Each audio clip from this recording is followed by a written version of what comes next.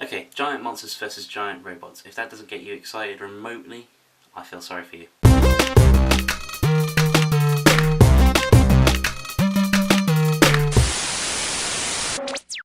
So Pacific Rim is the latest from Guillermo del Toro, the director of such films as Pan's Labyrinth and Hellboy, and this is distinctly different from Guillermo del Toro's other work. These gigantic titanic monsters called kaiju rise up through the Pacific Ocean and basically invade and crush loads of innocent cities, and it's up to humanity to fight back.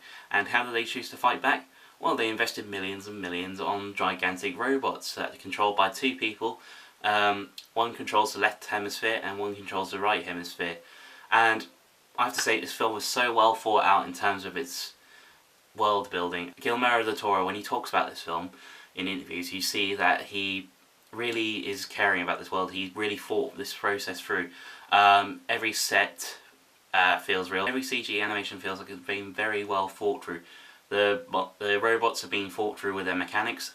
So if you see it, Guillermo del Toro in the interview, you see that he's been discussing such things as how they built the robots without actually having to build them. Like, they thought about how a certain joint we can regulate with another joint and like how it'd work. So they felt like real. They had dents, they had scratchings, they had markings. They looked like they'd been battle worn and they'd been going for a few years. And that sort of, much like how a lion is in the jungle, like, you know, they're not all distinctly perfect. They've had markings, they've had bits bitten out of their ear. It's something like that. With the main character played by Charlie Hunnam, he facilitates the role of the lead. It's nothing particularly special, but he's an interesting enough character to keep the role going. His co-pilot Mako, a Japanese assistant to Stako at the beginning, she wants nothing more than to become a Jaeger pilot, and it's an interesting relationship between her and Idris Elba's character to see how that how their story built up. Their story is the most interesting arc of throughout the whole piece. Idris Elba plays a brilliant badass character. I'm a big fan of Idris's other work, and this one doesn't disappoint. One of the most refreshing aspects of this film was that it wasn't just America being all American and saving the world. No, it was British, it was Australian, it was Chinese, it was Russian. They were all coming together, and it wasn't just America. And it was refreshing. It was refreshing to see. The action sequences in this film were absolutely stunning. We see Guillermo has shot the action and framed the action so perfectly.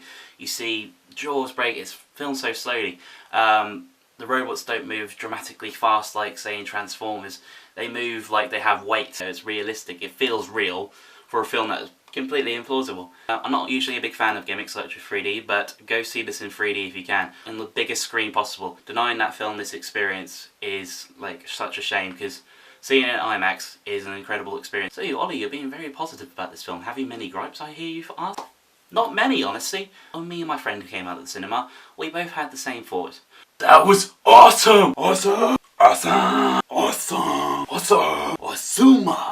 Yeah, that was pretty cool. Yeah, I liked it. Yeah, I liked it. So guessing from that, you can guess we liked the film quite a bit. The film has its flaws. Some characters are a little bit one-dimensional. I found the scientist characters a little bit silly, if I'm honest.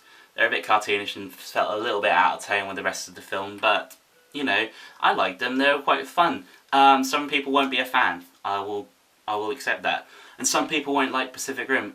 But honestly, to me, it's truly refreshing to see a film that isn't built on an already established franchise or a comic book or anything like that. And it's a director's pure childhood heart and vision gone into this film, and you feel Guillermo's heart and vision went into this film. It's a film that brings out that inner 10-year-old in you, and I really thoroughly enjoyed it.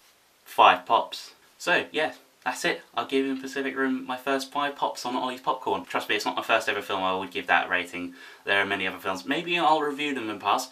If you'd like me to review some older films, maybe comment down below in the description box below, and I'll get to them at some point. If you have any smaller scale films that you would love me to review, I would love to review them. I would love to bring up the ante of some smaller films and bring them to attention for some people. So yes, like, favourite, subscribe, do all that. Thank you very much. I'll drop up a cup of tea. Adios amigos.